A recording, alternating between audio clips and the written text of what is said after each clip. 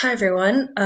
Welcome to tonight's Artist Talk for A Way of Learning from Everything, which is the 2020 ArtWorks Artists in Residence exhibition. I'm glad you're here with us today in this interactive live stream. We ran into a little bit of a technical problem, so Heng-Gil Han, who is the program director, is not able to make the introduction, but I'm here in his stead, and hopefully he'll join us soon. My name is Naomi Kuo, and I am the Visual Arts Program Associate at Jamaica Center for Arts and Learning. So I'll give just a brief introduction about the program and the artists, and we'll hear from Cody Herrmann and Patrice Robinson. So they'll give their presentations, then we'll move to a time of discussion and questions. So for those of you guys, everyone joining us on YouTube, please feel free to comment and post questions on the chat box, and we'll get to that eventually. Okay, so ArtWorks stands for Artist Residency Training and Workshop Series. It's a one-year professional development fellowship program at the Jamaica Center for Arts and Learning that serves emerging and underrepresented artists in New York City, especially in the borough of Queens. The program ends with 2 culminating exhibitions for the fellows who are in a 2-tier system. So there are the seminar fellows, up to 10 of them, who participate in a seminar series of all the professional development content that they get. I'm sorry, as well as the 2 artists in residence who receive a stipend, full-time access to studio at JCal, which was unfortunately interrupted due to COVID-19, but we all joined together for the seminars online, and this is their end-of-year exhibition. And the goal of this fellowship is to provide each fellow with the artistic and professional knowledge to achieve a successful and self-fulfilling arts career, to basically get to know the field and to be able to have the resources and the knowledge and the tools to succeed. So, and the program is made possible by generous support of the Jerome Foundation. So that is ArtWorks, and also what you're seeing on the screen is a walkthrough video recording that we've made of the exhibition. So you can, as I'm giving the introduction, you can get a little bit more familiar with their work. And I do need to give credit for Ben Uniak, who is our manager of digital technologies, and he's working this live stream magic for us, so thank you. Okay, great. So let me just jump right in to just a brief introduction of the artists. First, we're going to hear from Cody Herrmann. She is an interdisciplinary artist native to Flushing, Queens. Since 2014, her art has focused on her hometown, and she's created projects that critique policy related to land use, local development, and environmental planning in the areas surrounding Flushing Bay and Creek. Her work has been featured in Hyperallergic, and she has presented at Open Engagement, Pratt Institute, LaGuardia Community College, and the Godwin Turnback Museum. Cody holds an MFA from Social Practice Queens at CUNY Queens College and an undergraduate degree from Parsons School of Design. And then next we'll hear from Patrice Robinson, who is best known for her intense realistic portrait paintings created by using oil on wood panels. She gains inspiration from her personal experiences. And the themes that interest her are duality of light and dark and the complex psyche of individuals. She has exhibited at Sally's Centigrade and Smack Melon Galleries. Patrice's work has also been featured in Poets Artist Magazine and American Art Collector. She currently lives and works in NYC. Okay, so I will now give the floor first to Cody, and then I'll come back on and help to transition to Patrice. And then, as I said, we'll have some time for discussion and questions. So, Cody, it's all yours. Cool. Hi, thank you, Naomi, for the introduction and for setting this up tonight. And thank you to JCal as well. My name is Cody. Hi. And yeah, I'm an artist living and working in Flushing, and most of my work is about Flushing. Really, my background is in urban design and urban ecology. So much of my work is about Flushing Creek and land use and development going on along the coastline. So if we could bring up the presentation, maybe this would be a good time to jump in. So I'm going to take you through some of my work that I've been doing kind of before COVID hit, and then how that translated into the show that's up at JCal right now. So if we go to the next slide, this is the Flushing Creek waterfront. I really like this picture because it shows the 7 train and also the Van Wyck Expressway. You really see how high the water level gets up along the Van Wyck Expressway, which to me is just like, you know, a looming environmental emergency. And you also see kind of a vibe of the pollution and how the land is currently used. Right now it's designated as a brownfield site. So though this picture is in a specific place just north of the 7 train bordering the Skyview development, really much of the coastline of Flushing Creek looks like this. And despite all that, if we go to the next slide, a lot of my work last year was giving tours of this waterfront, and some places are a little bit more beachy than others. You can see a lot of, photo was taken on the Willets Point side of Flushing Creek. So you can look across on the Flushing side and see a lot of kind of vacant lots, but also bigger developments coming up in the background. And we can go to the next slide. On these tours, I would usually give out little maps that just kind of give a general idea of the route and some of the development projects going on in the neighborhoods of Willets Point and Flushing surrounding Flushing Creek. In the next slide. And then also making sure that we get a good idea of both those beachy areas that we saw before and also the more industrial areas, like in this photo under the Northern Boulevard Bridge. And if we go to the next slide. So I couldn't really do these types of tours this year because of the pandemic. Obviously, this is kind of way too many people to have in one place or on one beach.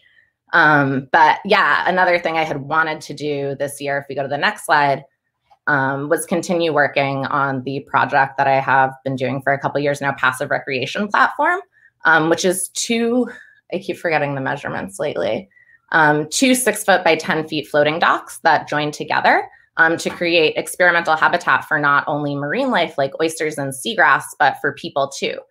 There was really no formal public access along Flushing Creek up until about a year ago. So I really wanted to create a place where people could hang out.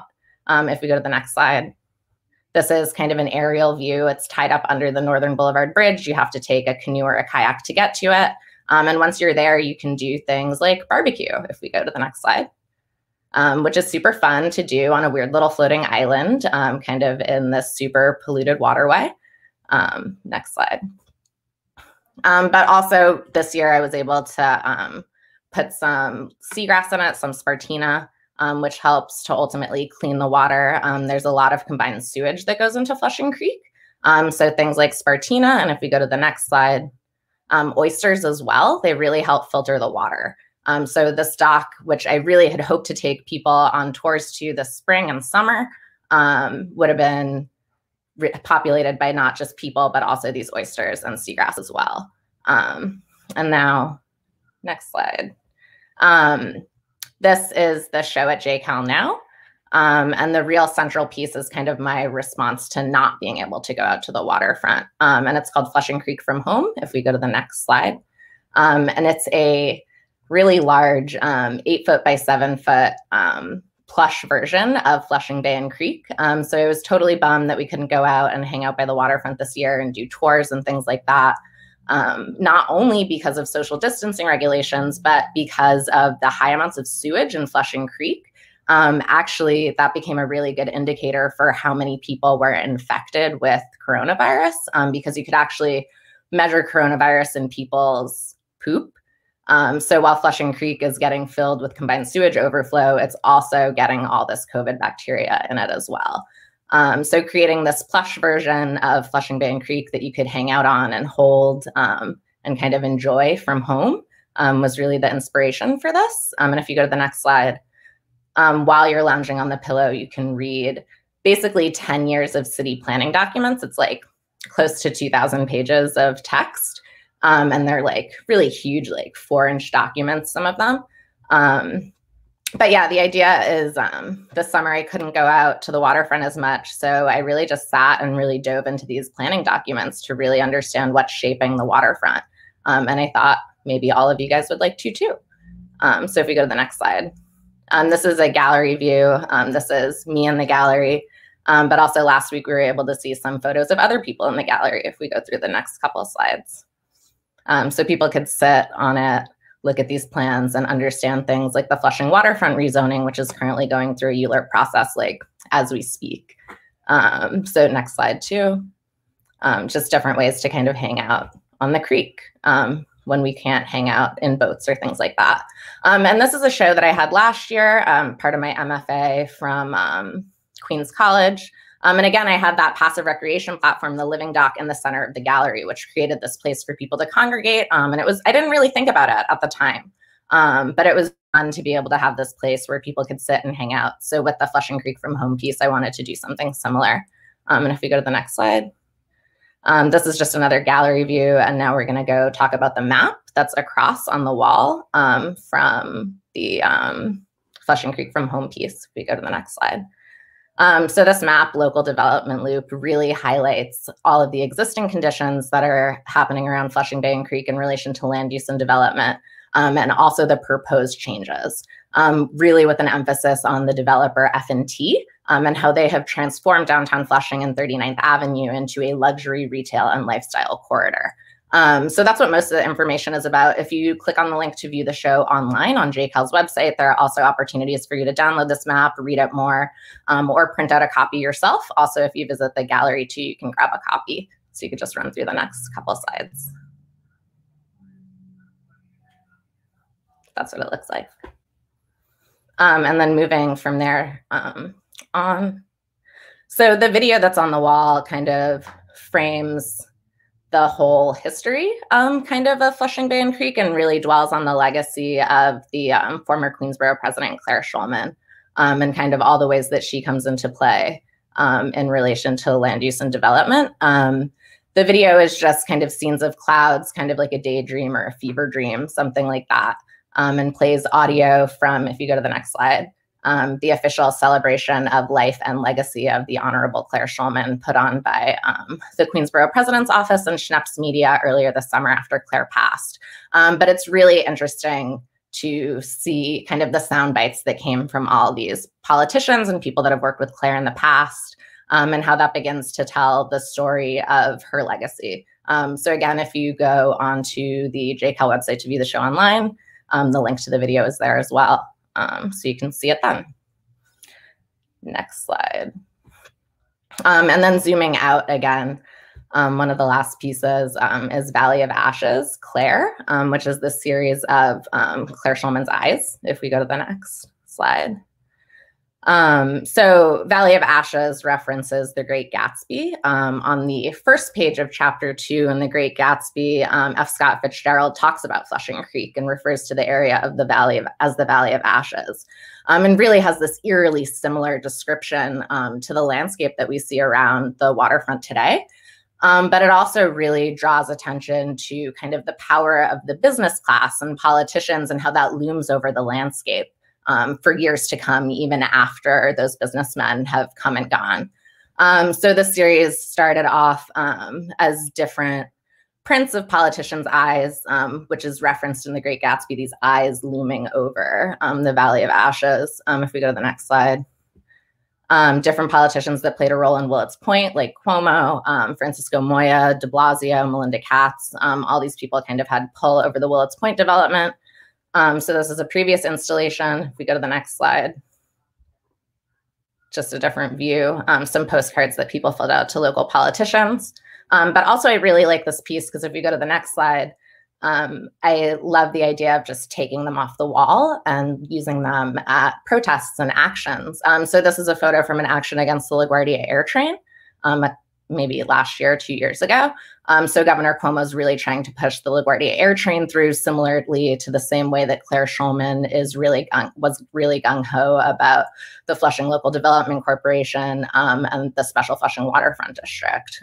So if we go to the next slide, in this latest series of Eyes with Claire and Councilmember Peter Kuo, I've kind of expanded the jurisdiction of the Valley of Ashes from Willets Point out to the Flushing coastline as well, just because their histories in terms of development are so deeply intertwined between both Flushing and Willets Point.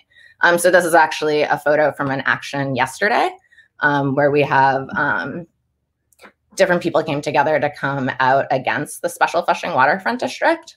So here we have a bunch of people that are running for office, basically, kind of congregating around these signs. So again, I really just love the idea of pulling them off the wall and using them in real life. We can go to the next slide. So the last piece I have in the show too, what event is complete without hand sanitizer at this point. So we have some custom hand sanitizer, both to play on the fact that Flushing Creek is really dirty. Hand sanitizer has always been a part of my practice, kind of as have face masks, because the air quality is pretty questionable around Flushing Creek too. So in the beginning of all this, I really did find myself going through things that I would use at Flushing Creek. So we have some hand sanitizer that you could take at the show to be used after direct contact with Flushing Bay and Creek. Or if you're kind of on the other side of things, there's hand sanitizer that's intended for use by politicians and city employees after doing dirty deals, which on the eve of potentially another city council vote around the Special Flushing Waterfront District seems pretty fitting. But yeah, I think that's about it. Next slide. Check out my website, codyherrmann.com. That's all. Thank you so much.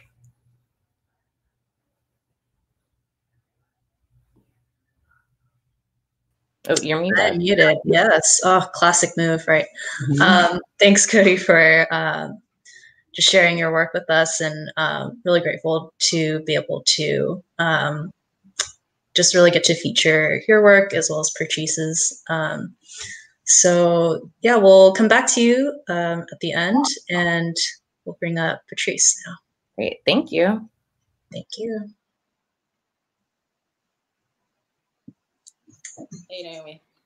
Hey, Patrice. All right, the floor is yours. Thank you. Hi, everyone. My name is Patrice Robinson, and I'm an oil painter. I'll start off with a little bit of my background. So as a child, I've always loved drawing, painting, and sewing. As a preteen, I traded those mediums in for creative writing. But once I entered high school, I rediscovered painting, specifically oil painting. At that point, I found the challenge of realism very interesting.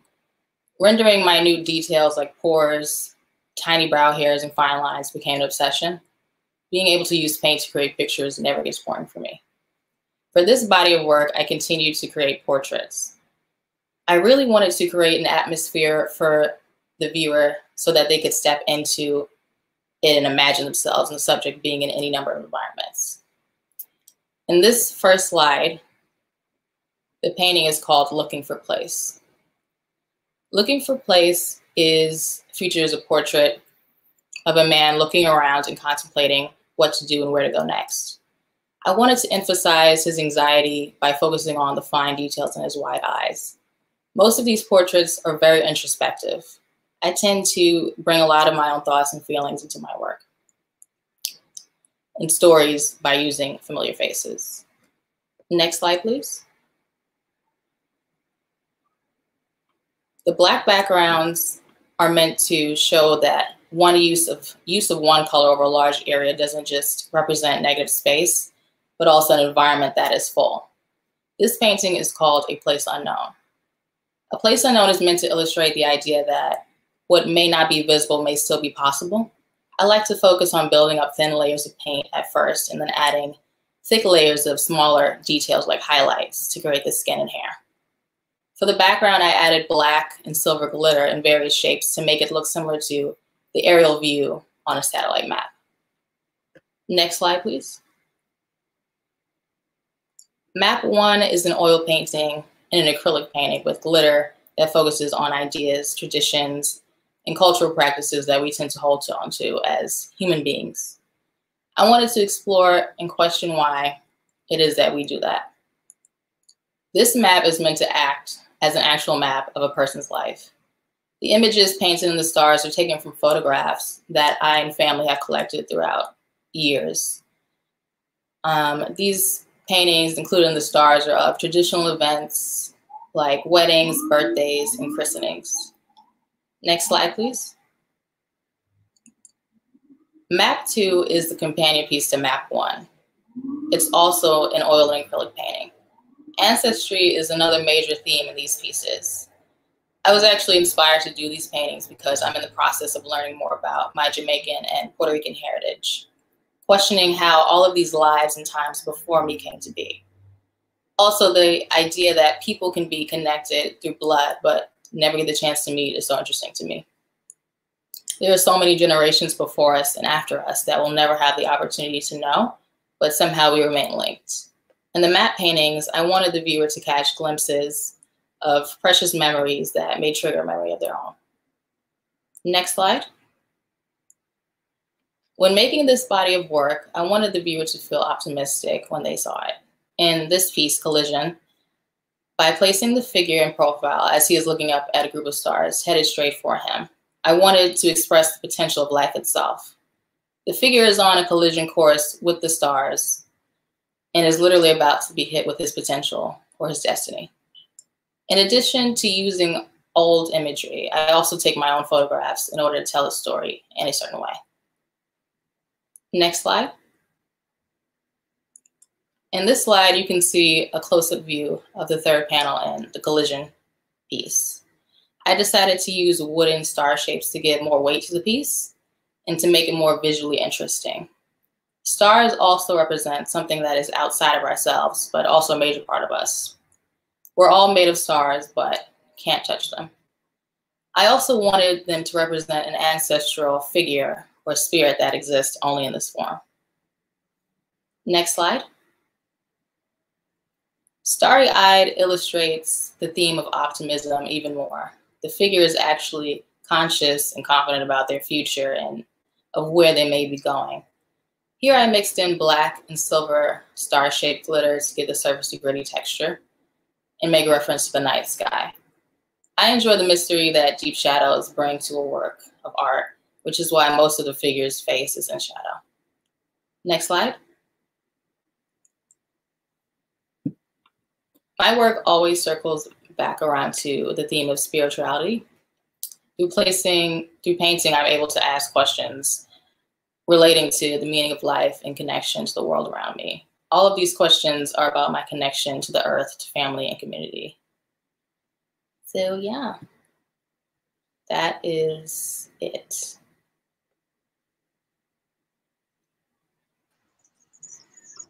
Thank you, Patrice, I think it's always nice to hear from the artists themselves, even though the paintings tell so much as well.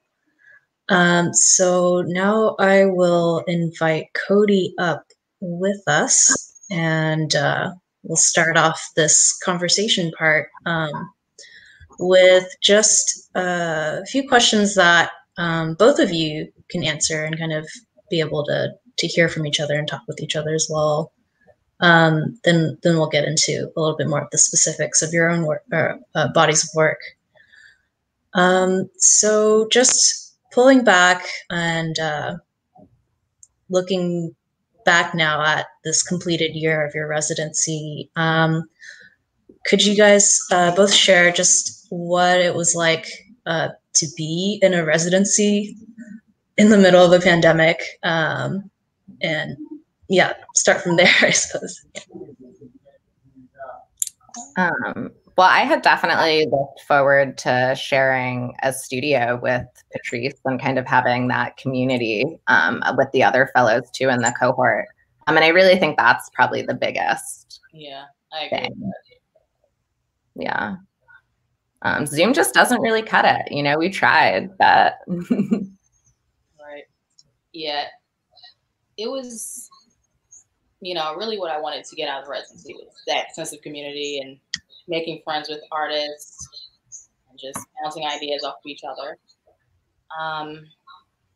You know, it really forced me to think critically about the work that I wanted to make and how to make it more concise and make it more into a series to present it later on by being forced to stay inside. So like having a little bit having more time, or your work having to say more by itself than. Exactly. I see. So related to that, what did it mean for you to just continue making art during this time too? Well, I definitely felt grateful, of course, being able to, you know, be inside and not kind of be removed from, you know, the hectic or the chaotic situation going outside, but also having to, you know, see every day how the pandemic was affecting everyone else.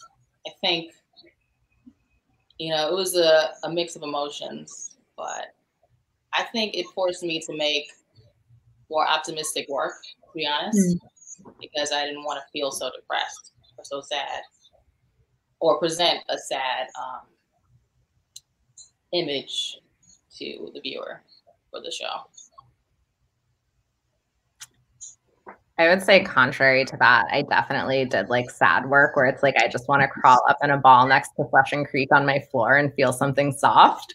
But yeah, I mean, for me as like a socially engaged artist, it was like super different to not be able to have public programs, to not be able to like be outside with people. I really had to like restructure the whole way I was thinking about my year. I mean, we all did, but in specifics to my art practice.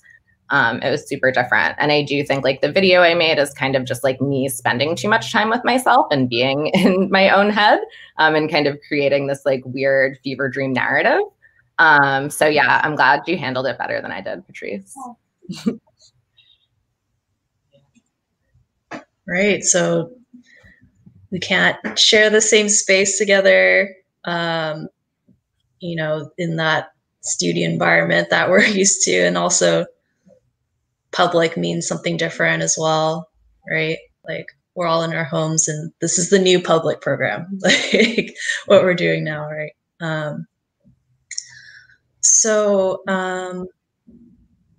Yeah, I'm curious, just while we're on the topic of residencies, does anything change about like what kind of support you're looking for as artists? Maybe because like your emotional state is different, like you're talking about, Patrice, or like, you know, our physical needs are somewhat different as well. So curious your thoughts on that.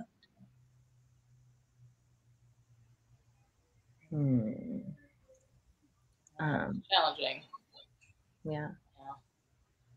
I think through our fellowship, we also did try to have like more casual Zoom hangouts, which at the time was really the best we could do. I mean, what I would look for more is, again, paying special attention to how we foster that community and how we can connect as a cohort, even though we're in different homes all over New York City. But again, I don't really necessarily know a good way to do that. Yeah, because Zoom fatigue is really real. I think it's going to get worse too, because a lot of these residencies, all they offer now is just like remote residencies, online, right? You know, connection. Right. Maybe it's like a more Netflix party and mail art or something like that, right? Like different ways to connect online. Okay, I'm gonna pull up the YouTube and see if there's any questions from the audience. Let's see. And if you guys see any. Okay, here we go.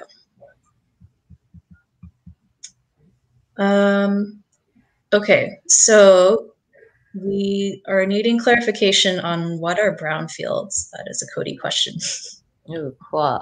So brownfields are typically designated through state funding programs, I believe. But brownfields generally encourage private land ownerships when they redevelop a property. They have to remediate the soil. So in the case of Flushing Creek, you have a bunch of property on both sides of Flushing Creek. I think both Willets Point and downtown Flushing have brownfield designation from the state. But you wind up getting money to further understand how you can develop that. And in the case of the Special Flushing Waterfront District right now, this brownfield grant that was given from the state to the local development corporation was given back to the Department of City Planning to do this plan that benefits developers. So it's not always a bad thing to designate land as a brownfield. In fact, it actually incentivizes cleanup, like in soil and earth. But in the Flushing Creek case, they're kind of using it just as like a checkbox to say, oh, look, we're helping. But really, there are much bigger issues at hand. That relates to a question that I thought of while you were speaking.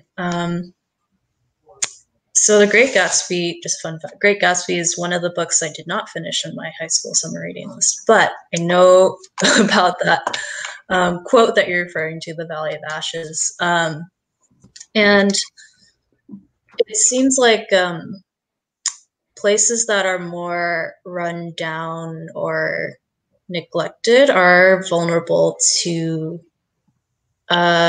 just luxury redevelopment, right? So what can be, it's almost as if the fact that it isn't in a good condition like justifies like someone who has a lot more means to come in and say, hey, we're gonna fix it, right? But yeah, what are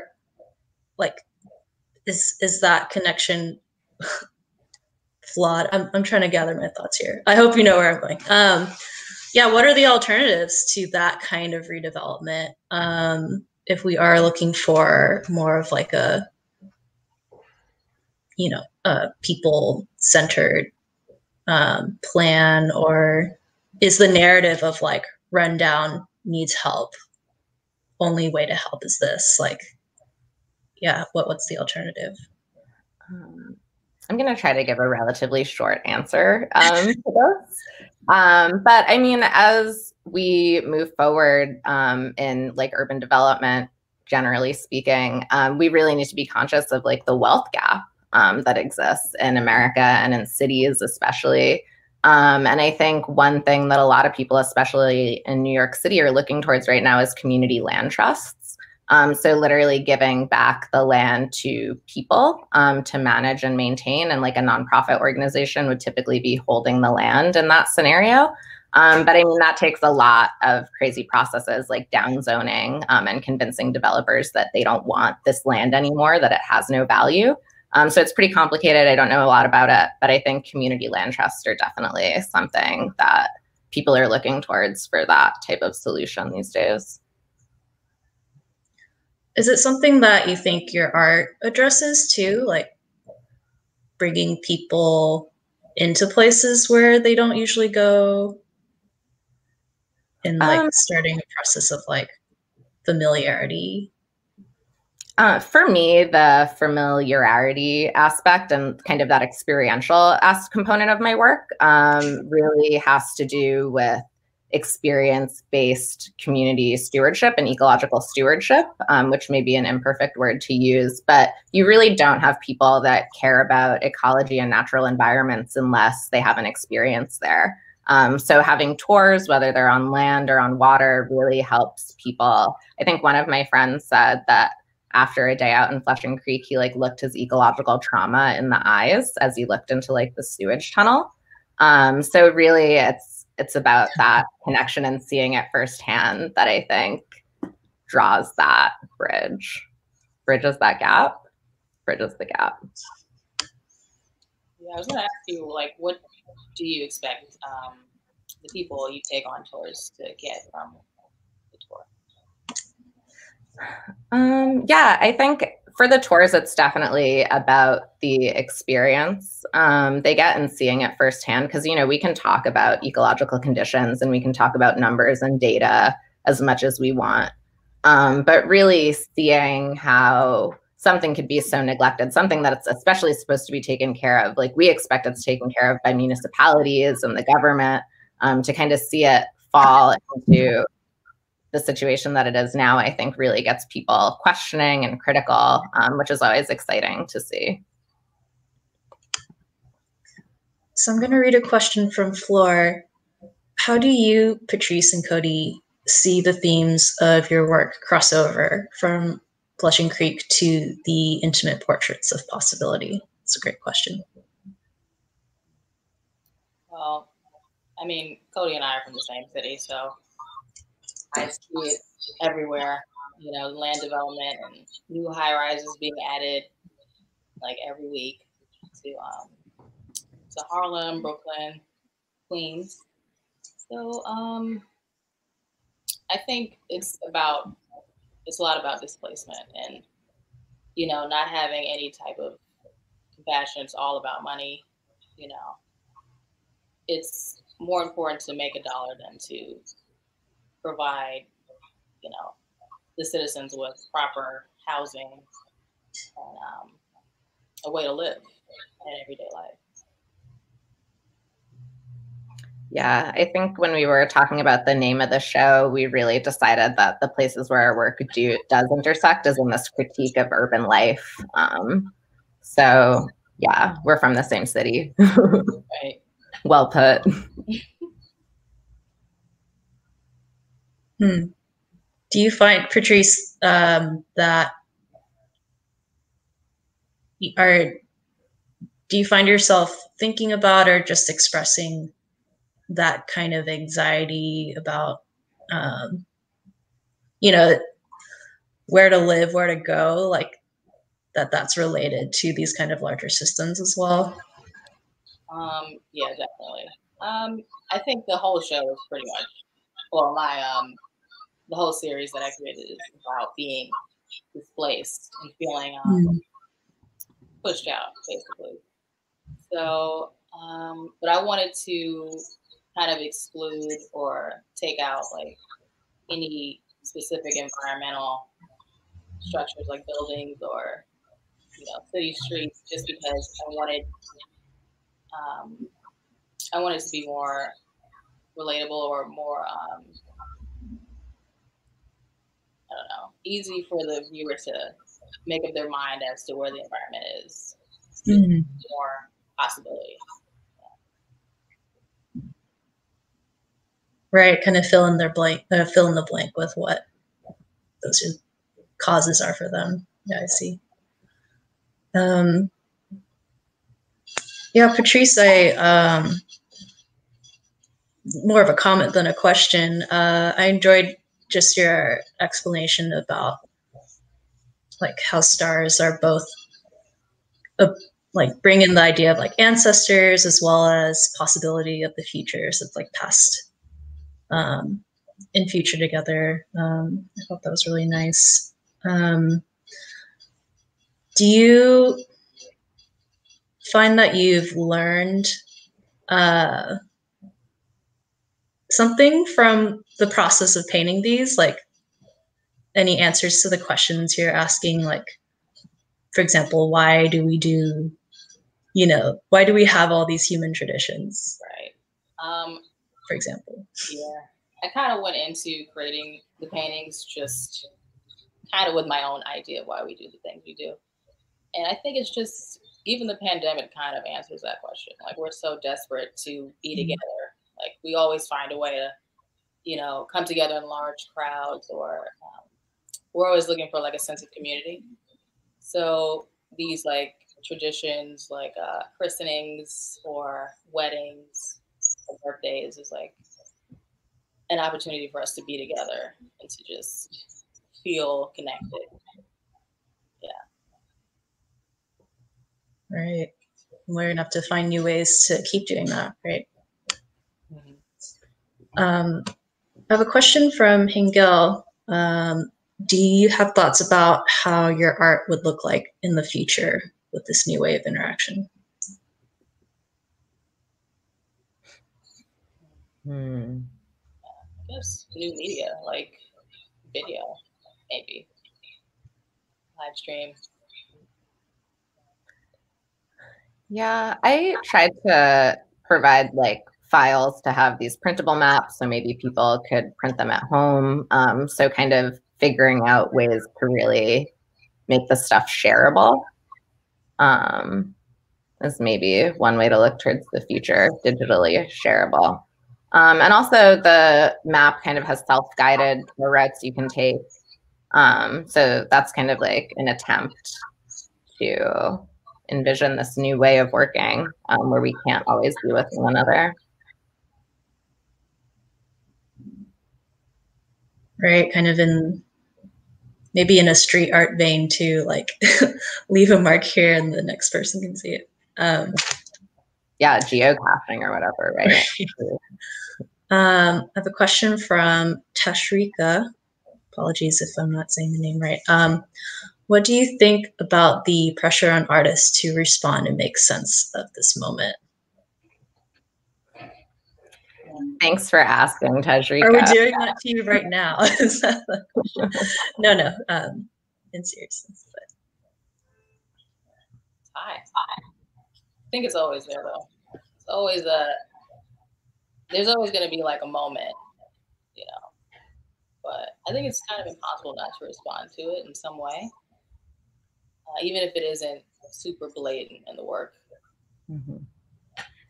Yeah, I think most artists are responding to what's happening around them. And you can like see what time period they might be making work in based off certain attributes their work may have. So I think we're constantly responding.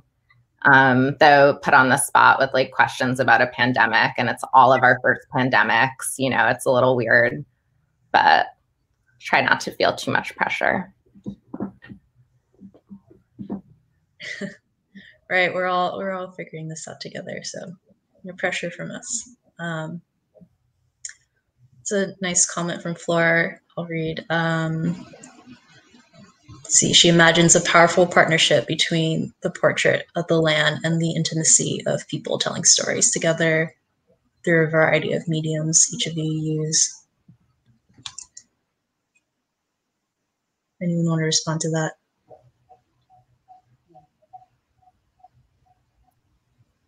My response is you guys all need to go see Patrice's paintings in person because they're so beautiful in person, and the photos I really don't think do them justice. So if you really want crazy beauty, like you have to go see it. Like I didn't know you could paint light like that. Like I didn't know it was possible. And then I saw Patrice's paintings in person and I was like, wow. So go see the show and catch the vibe. Totally. Yeah. All the negative spaces that you're filling in with possibility. Yeah, the photo doesn't capture all the blacks and the details in that you use. So for sure. Okay,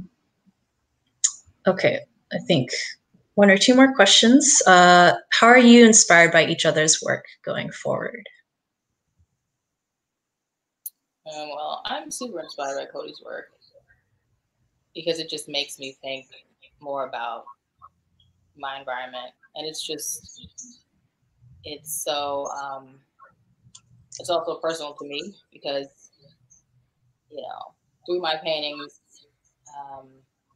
it's like I'm painting about like displacement and confinement, but she's literally illustrating like why these things are happening and who's the cause of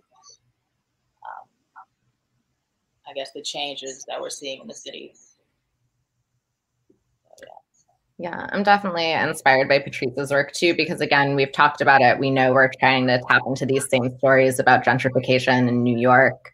So just seeing like this completely different way to respond to it and telling it from more of a like person perspective, where my outlook has been pretty macro, looking at the greater city.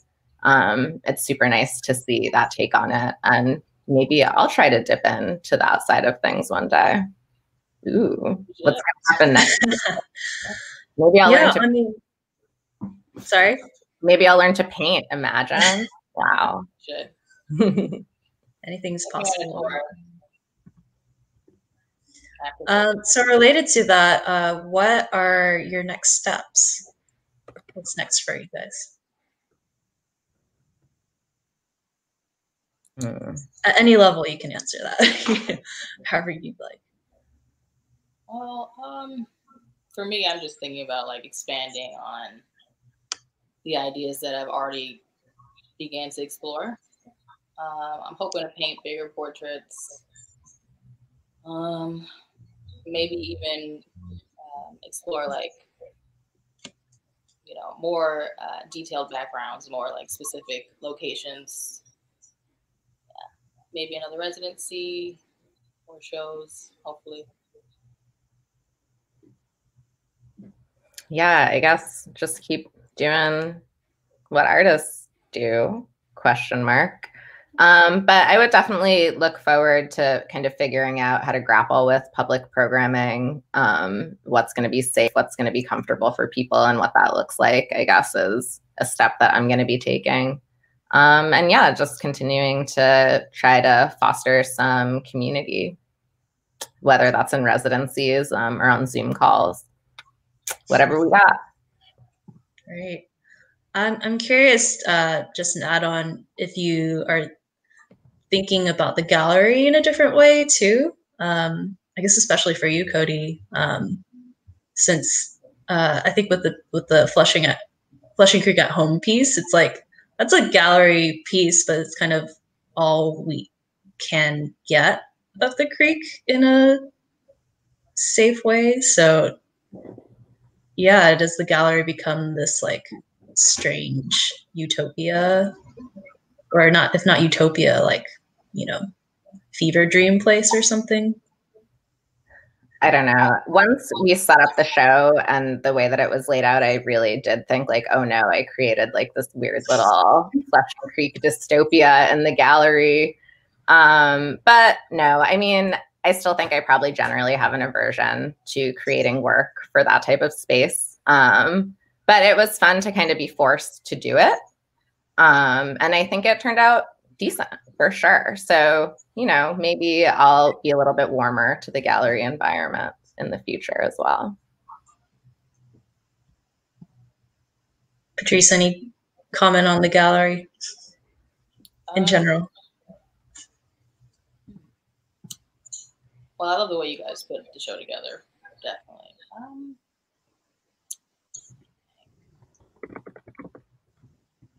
I think for me, probably just trying to figure out a way to maybe use social media more, maybe use video. Instead of having to use the gallery, maybe figure out a way to get the work seen by people just like directly, more direct. Mm-hmm. Right. Well, I echo all of our viewers on YouTube, and just congratulating the both of you on a really great show, and just congratulations in finishing a year of this fellowship. And thanks so much for spending time with us and sharing more of just your process, your thoughts, and your work with us this evening. And truly, best of luck to whatever comes next. And yeah, just want to say, please keep in touch and know that JCal is there for you as a resource. And actually, this might be a good point to bring Heng-Gil up. Is that possible? Hello. Hi, So how yeah, are you? I'm I'm glad really sorry. our tech problems were solved. But yeah, I like to give you a moment to make any remarks that you'd like and help us close out the show or the artist talk. I really like hearing that, Patricia saying, trying to find new ways of making art, speaking people directly. Do you hear me at all? Yeah. Okay. So, direct engagement with the people, and I didn't think about that you would say that, but then you actually said that tonight. So I'm really glad about that, because, usually painters don't think that way, isn't it? I don't know, but then it's a good, yeah, I think I welcome that, and, for the Cody, glad to, you see that, thinking about safety and then, the people's safety and things like that. That's really great too. I really like that too. Very positive. And then, to Flo's question, what are the link between these two artistic worlds? So to say, on the surface they look very different, but then, there is this hope is one link, inequality is the other. Patricia talks about displacement, and then Cody talks about, environmental justice. That both are, injustice, social injustice over inequality, and that is a very strong link, actually, So and then also it's very interesting. Cody is more external, directed, and then Patricia is more internally directed. So it's, there is this balance going on,